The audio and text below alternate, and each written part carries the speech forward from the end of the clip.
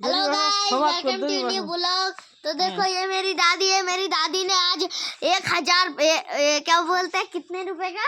अरे 2000 रुपये शॉपिंग करके लाया इनके लिए। देखो 2000 रुपए का शॉपिंग करके लाया, पूरा एक बस्ता भर के लाया। पता नहीं कहाँ पे है बस्ता। एक बोरी लेके आया इनके लिए शॉपिंग करके। देखो ये देखो गाइस, सबके लिए ड्रेस लेके आया। देखो ये वाला, ये देखो, ये तो जैकेट पहना है लड़का वाला, हाफ जैकेट है तगड़ा। सबके लिए जैकेट पहना लेके आया। देखो मेरा दादा जी स्वेटर पहना लेके रहा आया। है लड़के वाले को स्वेटर, ये खोल दिया। देखो दादा पहना रहा है।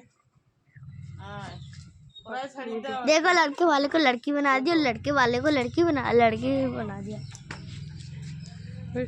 ये देखो कितना अच्छा लग रहा है। वो देखो गाइस, लड़की वाली।